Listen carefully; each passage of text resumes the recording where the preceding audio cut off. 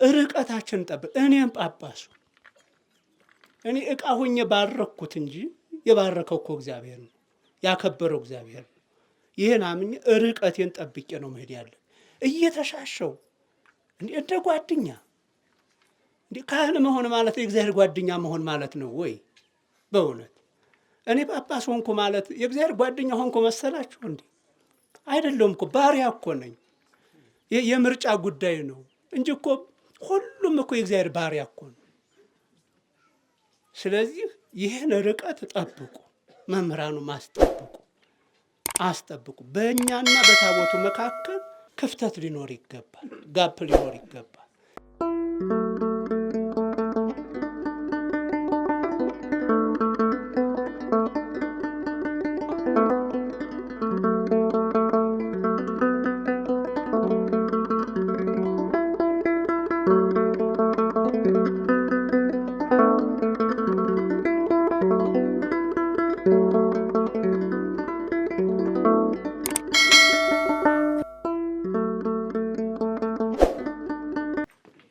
በልዑል እግዚአብሔር ፍጹም ሰላም እንደምን ከረማችሁ?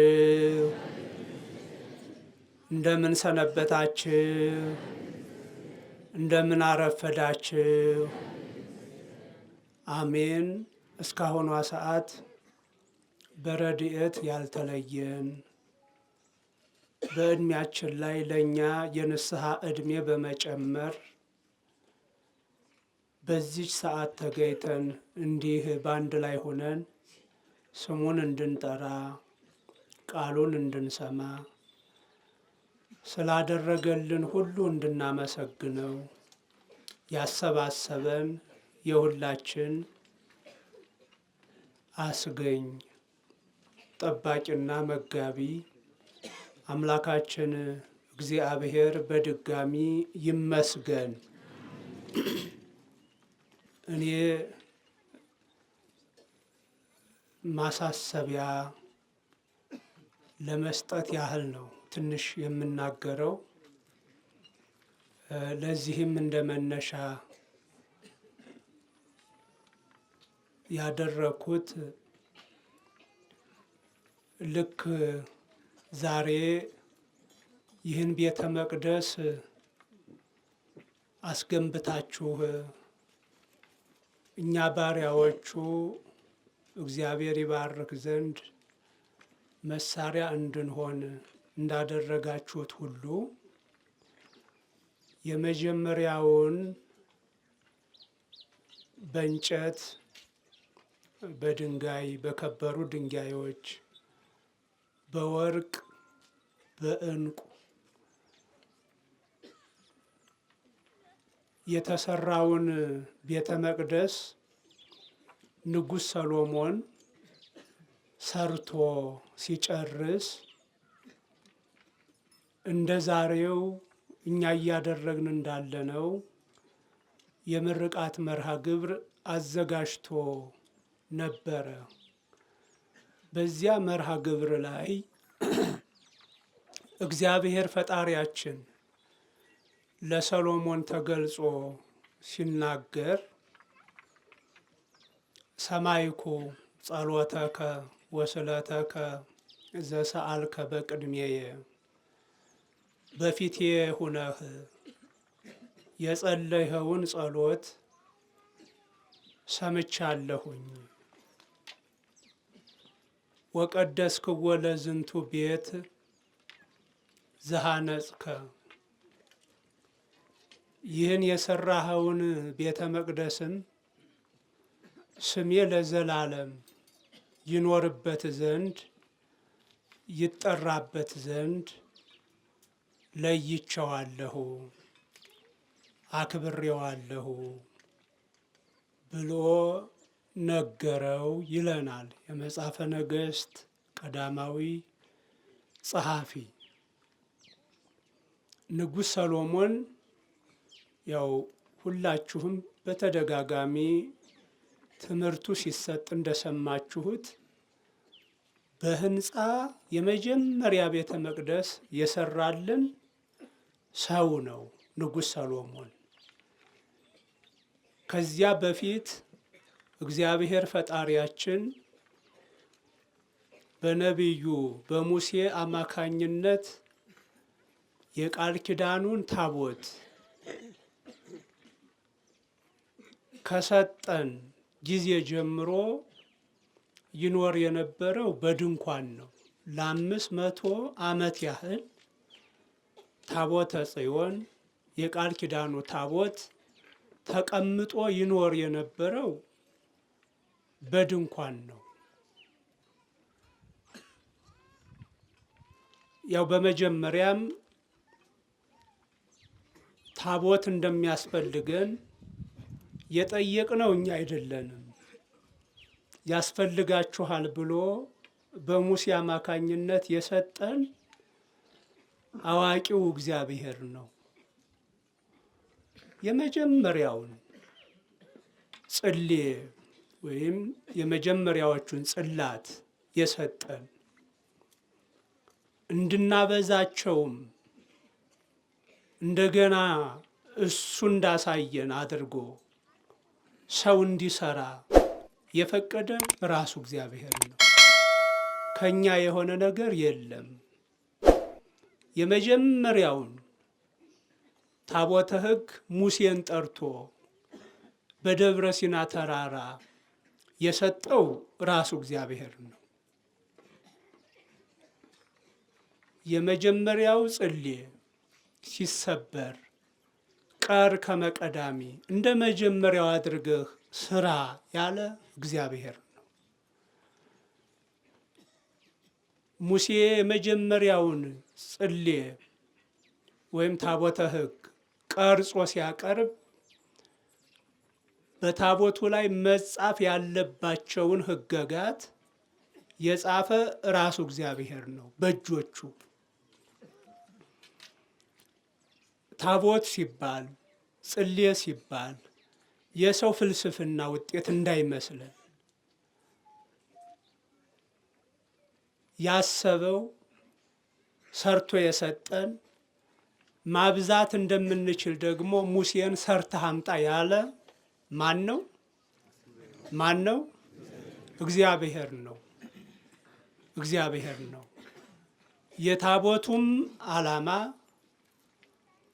እግዚአብሔር ከኛ ጋር የመኖሩ ምልክት ነው። እግዚአብሔርና ሰዎች የሚገናኙበት መገናኛ ነው ታቦተ ሕግ ማለት ጽሌ ማለት። ይህን ያደረገ ይህን የሰራ እግዚአብሔር ነው።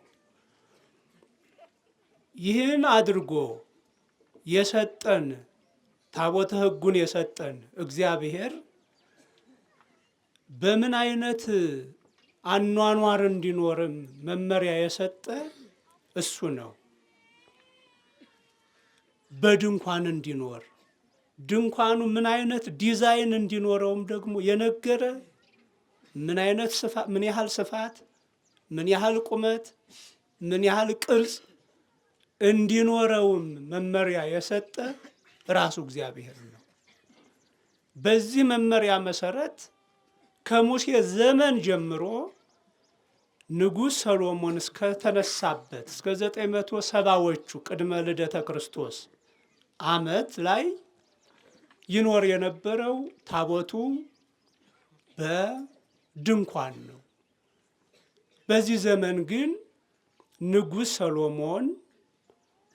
ሰሎሞን ከመንገሱ አስቀድሞ አባቱ የእግዚአብሔር ሰው ዳዊት እኔ እየኖርኩ ያለሁት በጽድ በዝግባ በከበሩ ድንጋዮች በተሰራ ቤተ መንግስት ነው እኔ እየኖርኩ ያለሁት። ታቦተ ጽዮን በድንኳን ነው የምትኖረው። እኔ በጽድ በዝግባ በከበሩ ድንጋዮች እየኖርኩኝ ታቦተ ጽዮን በድንኳን መኖር አግባብ አይደለም እንደኔ አለ። መስራት አለብኝ አለ። እንኳንስ ቤተ መቅደስ ይቅርና ማንኛውም መልካም ነገር ቢሆን እግዚአብሔር ካልፈቀደ መስራት አይቻልም። ጊዜ አለኝ፣ ጉልበት አለኝ፣ እውቀት አለኝ፣ ገንዘብ አለኝ፣ ይህን ማድረግ እችላለሁ አይባልም። እግዚአብሔር ከፈቀደ ነው ምን ማድረግ የምንችለው። ታዲያ ይሄ ሰው ቤተ መቅደሱን ልስራ ብሎ እግዚአብሔርን አስፈቀደ። እግዚአብሔርን ሲያስፈቅድ ግን እሱ እንደነገረን ዳዊት እንደነገረን አንተ ጦረኛ ነህ፣ ሰልፈኛ ነህ፣ ብዙ ደምም አፍስሰሃል፣ አንተ አሰራልኝም አለው። ይህን ስንል ደም አፍሳሽ ነህ ሲል እግዚአብሔር በአግባቡ ዳዊት ሕዝቡን ለመጠበቅ የእስራኤልንን ዳር ደንበር ለማስከበር ያደረገው ሰልፍ ብቻ አይደለም። በዚህ ምክንያት ያፈሰሰውን ደም አይደለም ኃጢአት ያደረገበት። አንዳንድ ጊዜ ሰዎች ነንና ሀብት ስናገኝ፣ ጉልበት ስናገኝ፣ ስልጣን ስናገኝ ድንበር እናልፋለን። እማይሆን ነገር እንሰራለን። ስልጣናችንን ተጠቅመን፣ ጉልበታችንን ተጠቅመን፣ ሀብታችንን ተጠቅመን። ዳዊት በዚህ መልኩ ድንበር እያለፈ ኦርዮን የመሰለ ሰው ገሏል። ታውቃላችሁ፣ ንጹሕ ሰው ገሏል። ያ ንጹሕ የነበረ ሰው ዳዊት እንደዛ አይነት ግፍ ፈጽሟል። ይህን የመሰለውን ያለ ሕግ በግል ስሜቱ ተነሳስቶ ያፈሰሰውን ደም ነው እግዚአብሔር ኃጢአት ያደረገበት። ስለዚህ እንዲህ አይነት ሰው ነህና ቤተ መቅደሴን አሰራም፣ ግን ሐሳብህ መልካም ነው። ታቦተ ጽዮን በድንኳን ብቻ መኖር አይገባትም። የመገናኛው የቃል ኪዳን ታቦት እንዳልከው በጽድ በዝግባ በከበሩ ድንጋዮች በብር በወርቅ በዕንቁ ሊሰራ ይገባል። የሚሰራልኝ ግን ካብራክህ የሚወጣው ልጅህ ሰሎሞን ነው አለው። አንተ ግን አሰራም አለው። ዳዊት ለሥራ ያዘጋጀውን ንብረት በሙሉ ለልጁ ለሰሎሞን ሰጥቶ ለሰሎሞንም በዘመኑ ለነበረውም ሕዝብ አደራ ሰጠ። እኔ ልሰራ አስቤ ነበር፣ አቅጄ ነበር። ደም አፍሳሽ ነህ፣ አሰራም ተባልኩ። ስለዚህ እናንተ ከልጄ ከሰሎሞን ጋር ሆናችሁ የእግዚአብሔርን ቤት ስሩ አለ። ወይእዜኒ ወልድየ ሰሎሞን፣ ልጄ ሰሎሞንም አይምሮ ጠይቅ ከመ እግዚአብሔር ሀረየከ ትንጽሎቱ ቤት እንድትሰራለት ትሰራለት ዘንድ እግዚአብሔር እንደመረጠህ ልጄ ሰሎሞን ሆይ እወቅ፣ ተረዳ፣ ጽና ወግበር፣ ጠንክረህም ስራ ብሎ ያዘጋጀውን ንብረት ሰጥቶ አለፈ ዳዊት። ከዚያ በኋላ ልጁ ሰሎሞን በነገሰ በአራተኛው ዓመት ታቦተ ጽዮን በድንኳን መኖር ከጀመረች በ480 ዓመት ላይ ቤተ መቅደሱን የመጀመሪያውን ቤተ መቅደስ ገነባ። ንጉሥ ማን? ንጉሥ ሰሎሞን። እግዚአብሔር መረጠህ፣ እንደ መረጠህ ወቅ ልጄ፣ ተመርጠሃል፣ ተፈቅዶልሃል አለው። ቤተ መቅደስ ለመስራት መመረጥ፣ ፈቃድ ማግኘት ሲቻል ነው። እውነትም ነው። አሁን በ6 ዓመት ውስጥ 3 ቤተ መቅደስ እዚህ ገዳም ላይ ተሰርተዋል። እግዚአብሔር ስለፈቀደ ነው። አባታችንን አባ ገብረ ጻድቅን እግዚአብሔር ስለመረጣቸው እሳቸውን እንደ ምክንያት አድርጎ ደግሞ ፊት አውራሪ አድርጎ ሌሎቻችሁ በገጠር በከተማ በሀገር ውስጥም ከሀገር ውጭም ያላችሁም ሰዎች ተመርጧችሁ ተፈቅዶላችሁ አሻራ እንድታስቀምጡ አደረገ። እግዚአብሔር ይመስገን። እና ንጉሥ ሰሎሞን የመጀመሪያውን ቤተ እንደ ሀገር ማለት ነው፣ እንደ መንግስት ማለት ነው። እንግዲህ በመንግስት ደረጃ ተይዞ የመጀመሪያው ቤተ መቅደስ 13 ዓመት ነው የጨረሰው። 13 ዓመት ቤተ መንግስቱን 7 ዓመት ሰርቶ 20 ዓመት ሲሞላው 20 ዓመት ሲሞላው ይህን ቤተ መቅደስ ለእግዚአብሔር አስረከበ። አንጾ ሰርቶ ለእግዚአብሔር አስረከበ። መጽሐፉ እንደሚለን በምርቃቱ ቀን ንጉሥ ሰሎሞን ተንበርክኮ ለመነ ይላል። እየሰማችሁ ነው? እንዲህ በሚያስመርቅበት ቀን ተንበረከከ በእግዚአብሔር ፊት። ለምን? የሰራውን ቤተ መቅደስ እንዲቀበለው፣ እንዲረከበው ተራ ቤት ከመሆን ተራ አዳራሽ ከመሆን እንዲለየው።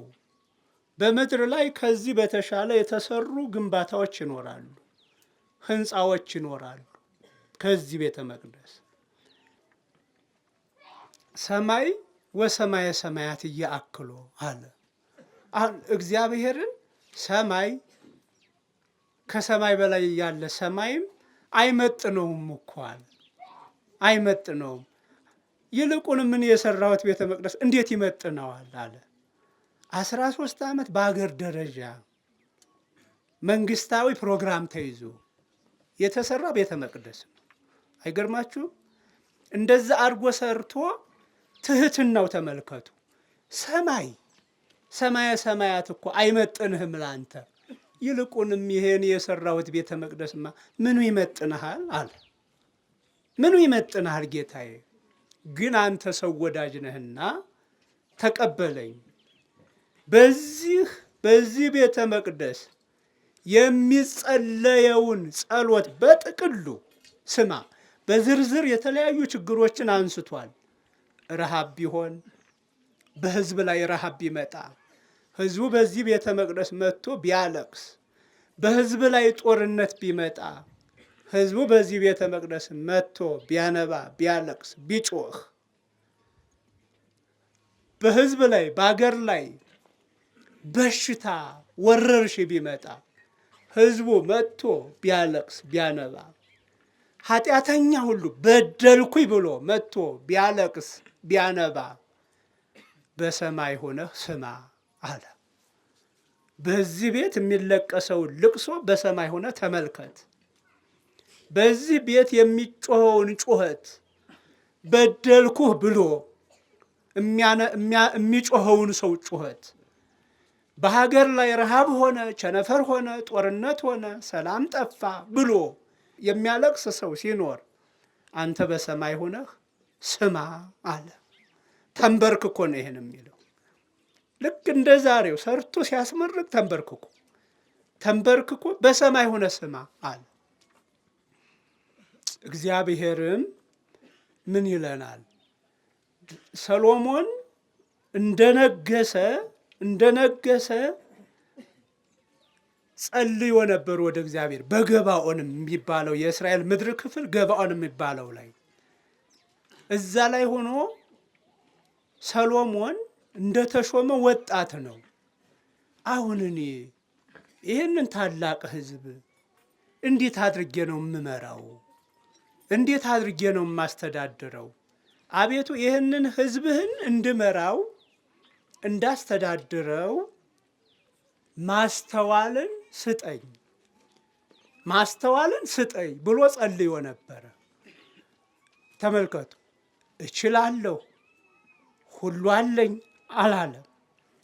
ሁሉ የእግዚአብሔር ስለሆነ እኔ አሁን ይህን ሕዝብ እንዴት አድርጌ እመራዋለሁ አንተ ማስተዋልን ካልሰጠህ በስተቀር ብሎ በገባኦን ሰሎሞን ጸልዮ ነበረ። እግዚአብሔርም ተገልጾ ምን አለው ይላል? ተገልጾ አንተ ጠላቶችን የማጠፋበትን ኃይል ስጠኝ አላልክም፣ ሀብት ስጠኝም አላልክም። እንደው ይህን ሕዝብ እንዳገለግል እንድመራ አስተዋይ ልብ ስጠኝ ነው ያልከኝ ብሎ አመሰገነው። እግዚአብሔር ማስተዋልን ሰጥቼሃለሁ፣ ጥበብንም ጨምሬሃለሁ፣ ክብርንም ጨምሬሃለሁ ብሎት ነበረ። በዚህ ቀን ቤተ መቅደሱን ሲያስመርቅ ልክ በገባኦን ያን ጊዜ እንደተገለጸለት አስተርአዮ ዳግመ እግዚአብሔር፣ ዳግመኛ እግዚአብሔር ለሶሎሞን ተገለጠለት። እንደዛ ቤተ መቅደሱን ሰርቶ በጉልበቱ ተንበርክኮ ሲጸልይ እግዚአብሔር ተገለጠለትና ሰማይኩ ጸሎተከ ወስለተከ፣ ልመናህን ሰምቻለሁኝ አለው። ደስ አይልም? አቤት አቤት! ልመናህን ሰምቻለሁ አለው። በተዘዋዋሪ አይደለም። ነቢይ በመልአክ እግዚአብሔር ሰምቶሃል አይደለም ያለው። የተሻለ ጻድቅ ልኮ እግዚአብሔር እኮ ጸሎትን ሰማ ብሎ አይደለም የተነገረው። በቀጥታ ማን ነው? እግዚአብሔር ነው። ያ ትልቅ ሰው፣ ያ በእስራኤል ላይ የተሾመ ሰው መሬት ላይ ወድቆ ተንበርክኮ ይሄ ቤተ መቅደስ የሕዝብ መዳኛ ይሁን፣ የሕዝብ ጩኸት ይደመጥበት፣ የሕዝብ እንባ ይታበስበት ጌታ ሆይ እያለ የጸለየውን ጸሎት ተቀብያለሁ አለው። በቀጥታ እንዲህ ነው። ዛሬም እንዲህ ብናደርግ፣ በዚህ ቤተ መቅደስ ላይ እንዲህ ብንሰራ፣ ኃጢአትም ሰርተን ስለ ኃጢአታችን ያለ ኃጢአትም በሀገር ላይ በቸነፍ ላይ አሁን በወገን ላይ አሁን እንደሚሆነው ነገር ሲሆን አይልብ ቢኖረን አይማስተዋል ቢኖረን መተን እንደ ሰሎሞን ተንበርክከን ስማ ብንለው እግዚአብሔር አይሰማም ወይ? ሌላ እግዚአብሔር አለ እንዴ? የሰሎሞን ጌታ አደል ዛሬስ? የሰሎሞን ፈጣሪ አደል ዛሬ የእኛስ ፈጣሪ? አዎ አንተ ዘአሜሃ ወአንተ ዘይእዜ አሉ አባቶቻችን። የዛን ጊዜው አንተ ነህ፣ የዛሬውም አንተ ነህ አሉ። ሁሉ ያልፋል። ሰሎሞንም በሰሎሞን ዘመን የነበሩ ሰዎችም አልፈዋል፣ የሉም። እነ ዳዊትን ያህል ትልልቅ መሪዎች አልፈዋል። እነ ኢዮአብን ያህል የጦር መሪዎች ጀግኖች አልፈዋል። በእነሱ ዘመን የነበረ የእነሱ ጌታ ማን ነበር? ዛሬ አለ የለም? አለ። የዛን ጊዜው አንተ ነህ፣ የዛሬውም አንተ ነህ አሉ ሰለስቱ ምዕት አባቶቻችን። አንተ ዘአሜሃ በሐዋርያት ዘመን በአባቶቻችን ዘመን የነበርከው አንተ ነህ። ወአንተ ዘይእዜ የዛሬውም አንተ ነህ። አንተ ዘእሙንቱ የነሱ አባት የነሱ አምላክ አንተ ነህ። ወአንተ ዘለነ የኛም አንተ ነህ አለ። ወተጋብኦትነ ይኩን ከመ ተጋብኦቶሙ ለአርዳኢከ። ስለዚህ የኛ ስብሰባ፣ የኛ አንድነት፣ የኛ ጉባኤ እንደ ሐዋርያት ጉባኤ እንደ ሐዋርያት ስብስብ ይሁን ብለዋል ሰለስቱ ምዕት። እና ምን ልል ፈልጌ ነው? ሰሎሞን ተንበርክኮ ሲያነባ ሲጸልይ እግዚአብሔር ቤተ መቅደሱን እንዲረከበው ሲያመለክት እግዚአብሔር ተገልጦ ተረክቤሃለሁ፣ ሰምቻለሁ፣ ወቀደስክዎ አለ። ይህን የሰራኸውን ቤት ስሜ ለዘላለም እንዲኖርበት እንዲያድርበት ማለት እንዲጠራበት እንዲመሰገንበት ለይቼዋለሁ አለ። አክብሬዋለሁ። በምድር ላይ ብዙ ህንፃዎች አሉ። ከነዛ ምን ብየዋለሁ? ለይቼ አክብሬዋለሁ አለ። አክብሬዋለሁ አለና ወይሄልዋ ህየ አእይንትየ ወልብየ በኩሉ መዋዕል፣ በዚህ ቤተ መቅደስ አይኖቼም ልቤም ለዘላለም ይኖራሉ አለ። ታቦቱን ሰጠ። እንዴት አድርጎ ሙሴን እንደሚያስቀምጠው መመሪያ ሰጠ። ከዛ በኋላ ኦሪት ዘጸአት ምዕራፍ 25 ቁጥር 22 ስንመለከት ያን ከጨረሰ በኋላ ሰሎሞን እኔ እገኛለሁ አለ። በታቦቱ ላይ እኔ ምን እላለሁ አለ? እኔ እገኛለሁ። እገኛለሁ፣ መገናኛዬ ነው አለ። እንደገና ደግሞ ንጉሥ ሰሎሞን ቤተ መቅደሱን ሰርቶ ሲጨርስ ዓይኖቼም ልቤም ለዘላለም ይኖራሉ አለ።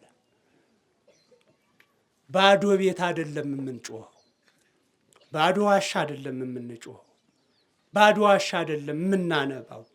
የማን ዓይኖች ያያሉ? በዚህ ቤት የማን ዓይኖች? የእግዚአብሔር ዓይኖች ያያሉ። የእግዚአብሔር ጆሮዎች ይሰማሉ እዚህ ላይ የምንጸልየውን ጸሎት። ስለዚህ ቤተሰቦቻችን፣ ወገኖቻችን እግዚአብሔር በመረጣችሁ ሰዎች ይህ ቤተ መቅደስ ተሰራ። የአባቶቻችን ስትናገሩ ካልበሉበት ቤት ምንድን ነው የምትሉት? ቤት ምንድን ነው? ዋሻ ነው ትላላችሁ። ካልበሉበት ካልጠጡበት ቤት ዋሻ ነው። ካላበሉበት ካላጠጡበት ቤት ጫካ በረሃ እንዳለ ዋሻ ማለት ነው ትላላችሁ። ካልጸለይንበት ካላለቀስንበት፣ ይልቁንም ኢትዮጵያ በዚህ ደረጃ አሁን ባለችበት ሁኔታ ካላነባንበት፣ ስለ ኢትዮጵያ ስለሚፈሰው ደም ካላለቀስንበት፣ ካልጮህንበት ይህ ቤት ምን ይጠቅመናል? ምን ይጠቅመናል? ይጠቅመናል? አይጠቅመንም። ግን አገሬ ምን ደረጃ ላይ ነው ያለችው፣ ሕይወቴ ምን ደረጃ ላይ ነው ያለው ብሎ ልባም ሰው መጥቶ ቢጸልይ ማን ያዳምጠዋል? እግዚአብሔር። መጥቶ ቢያነባ ማን ያየዋል? ዓይኖቼም ልቤም ለዘላለም በዚህ ይኖራሉ አለ። አቤት እንዴት መታደል ነው! ዓይኖቼም ልቤም እግዚአብሔር ዓይኖቹንም ልቡንም በዚህ ቦታ ተክሏል። ያየናል፣ ያስተውለናል። እንዴት እንደምንጸልይ፣ እንዴት እንደምንሰግድ፣ እንዴት እንደምናነባ እግዚአብሔር ይመለከታል። ስለዚህ ወገኖቻችን እንድንጸልይበት እንድናነባበት ነው። በተለይ እንዲህ አይነት ገዳም የቃል ኪዳን ቦታ ትልቅ መኩሪያ ነው ወገኖቻችን፣ ትልቅ መኩሪያ ነው፣ ትልቅ መደበቂያ ነው፣ ማምለጫ ነው፣ ከኃጢአት የምናመልጥበት፣ አንበተን ከእግዚአብሔር ጋር የምንገናኝበት ነው። እዚህ መካከል ላይ ይሄ የተቀደሰ ቦታ መገኘቱ ትልቅ ስጦታ መሆኑን እንድታውቁት፣ ትልቅ እድል እንደሆነ ለአካባቢው ማህበረሰብ ብሎም ለመላው ሕዝብ ትልቅ ስጦታ ነው ይሄ ገዳም መኖሩ። እንዳይን ብሌን ጠብቁት፣ እንዳይን ብሌን ጠብቁት። ለሁለት ነገር የተቀመጠ ነው። ሽማግሌው ስምዖን ዝንቱ ሕፃን ስዩም ለድቀቶሙ ወለተንስኦቶሙ ለደቂቀ እስራኤል ይላል። እመቤታችን በ40 ቀን ወደ ቤተ መቅደስ ስትወስደው ሽማግሌው ስምዖን ሕፃኑን ታቀፈ እና ምን አላት? ድንግል ማርያምን ይሄ ልጅ አላት፣ ይሄ ልጅ ከእስራኤል ለብዙዎቹ ለመውደቃቸውም ለመነሳታቸውም የተሾመ ነው፣ የተዘጋጀ ነው አለ። ለመውደቃቸውም ለመነሳታቸውም። ለመውደቃቸውም ማለት ባያምኑት፣ ባያውቁት፣ ባይጠጉት፣ ባያከብሩት ይጠፉበታል። ወለተንስኦቱም ለመነሳትም ለመዳን ምክንያት ነው አለ። ከድንግል ማርያም የተወለደው የሕያው እግዚአብሔር ልጅ ነው ብሎ ላመነበት ደግሞ እነ ጳውሎስን አንስቷል ከዛ ማህበረሰብ። እና ምን ልል ፈልጌ ነው፣ ብታውቁበት ይሄ ገዳም ለመነሳታችሁ በበረከት ለመጎናጸፋችሁ ምክንያት ነው። እየሰማችሁ ነው? ብታውቁበት ይሄ ቦታ የእግዚአብሔር ቦታ ነው።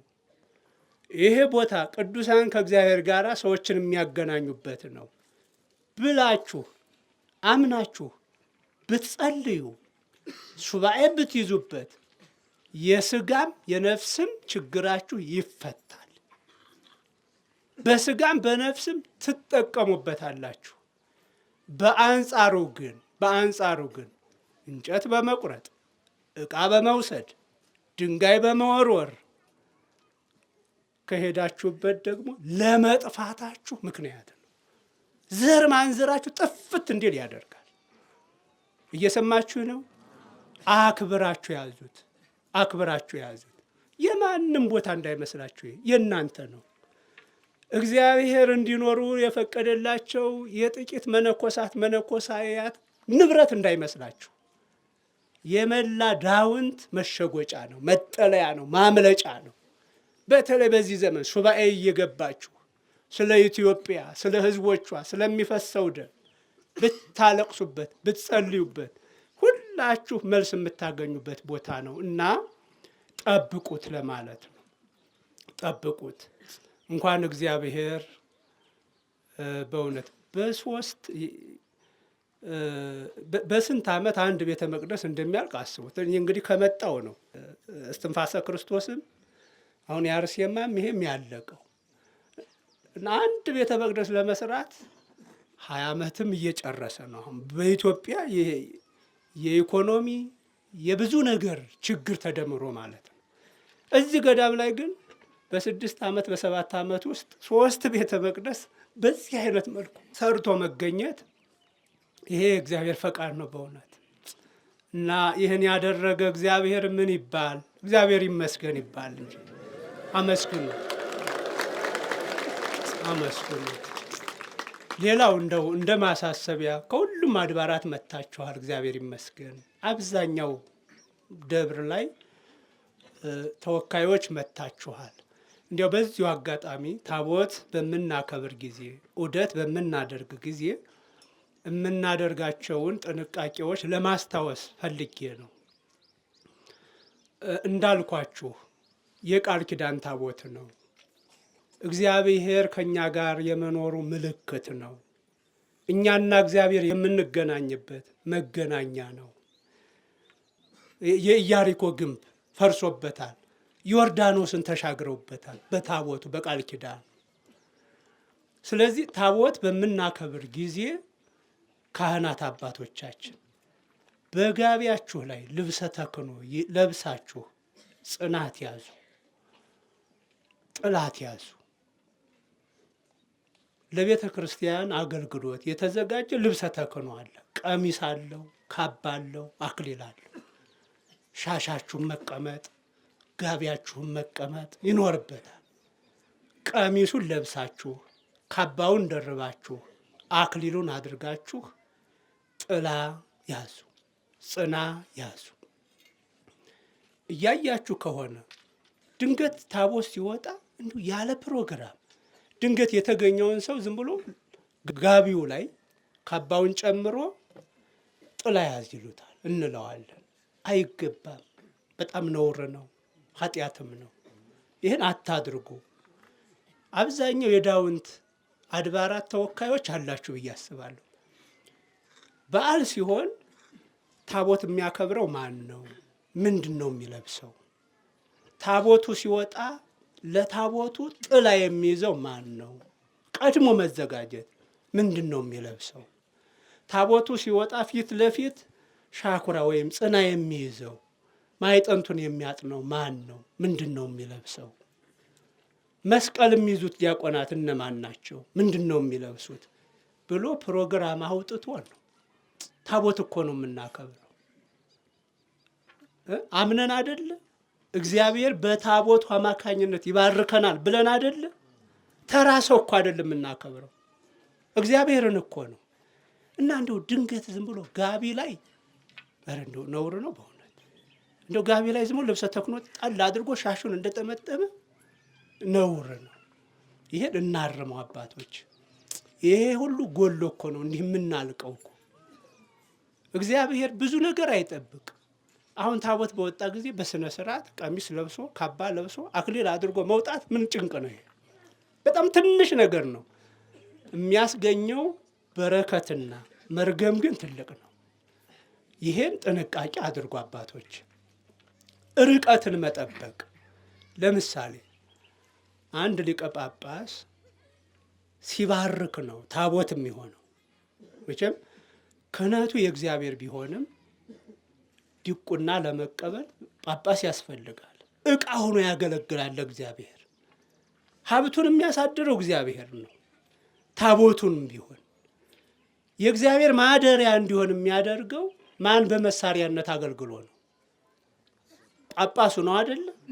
የቱንም ያህል ቢባርከው ጳጳሱም ግን ተራቀው አይደለም ለሱ እንዲሁ አይታከከው። አሁን ታቦት ሲዞር ካያችሁ እኛም ካህናቱ የተለየ ክብር አንሰጠው። እኛን እያየ ምእመኑ እየተሻሸ ነው የሚያልፈው። ዖዛ የሚባለው ንጉስ ዳዊት በነበረበት ዘመን ከአሚናዳብ ቤት 20 ዓመት ኖሯል። ታቦቱ ከፍልስጤም ተመልሶ እና የአሚናዳብ ልጆች 2 ካህናት አሉት። አንዱ ዖዛ ነው። ያለ አግባብ በሕዝቡ ፊት ሲነካ ታየ። እዛው ነው የተቀሰፈው። እና ርቀታችን ጠብቅ። እኔም ጳጳሱ እኔ ዕቃ ሆኜ ባረኩት እንጂ የባረከው እኮ እግዚአብሔር ነው፣ ያከበረው እግዚአብሔር ነው። ይህን አምኜ ርቀቴን ጠብቄ ነው መሄድ ያለ። እየተሻሸው እንደ ጓደኛ ካህን መሆን ማለት የእግዚአብሔር ጓደኛ መሆን ማለት ነው ወይ? በእውነት እኔ ጳጳስ ሆንኩ ማለት የእግዚአብሔር ጓደኛ ሆንኩ መሰላችሁ እንዴ? አይደለም እኮ ባሪያ እኮ ነኝ። የምርጫ ጉዳይ ነው እንጂ እኮ ሁሉም እኮ የእግዚአብሔር ባሪያ እኮ ነው። ስለዚህ ይህን ርቀት ጠብቁ፣ መምህራኑ አስጠብቁ። በእኛና በታቦቱ መካከል ክፍተት ሊኖር ይገባል፣ ጋፕ ሊኖር ይገባል። ይህን አድርጉ። በአውደ ምሕረቱ በሚዞር ጊዜ ምእመናን ርቀታችሁን ጠብቃል እንድትባረኩ። በመቅረብ በመተሻሸት መቅሰፍት ነው የሚኖረው። ይሄ እንዳጠቃላይ እንደ ብዙ አካባቢያችን ችግራችን ነው። እግዚአብሔር ከሚያዝንበት አንዱ ሳይሆን ይቀራል። ይህን እንድታከብሩ አደራችሁን አስተምሩ። በተለይ መምህራኑ ለደቀ መዛሙርቶቻችሁ ንገሯቸው። ጽሌ እንዴት ይከበራል? የምናገኘው ጥቅም ምንድን ነው? ማን ሰጠን? ምንድን ነው የሚለውን ሳናፍር ሳንፈራ እንንገራቸው። ይሄ ሰው ፈልስፎ አልሰጠንም። ቤተ መቅደስ መስራት ከእግዚአብሔር ስለተፈቀደ ነው።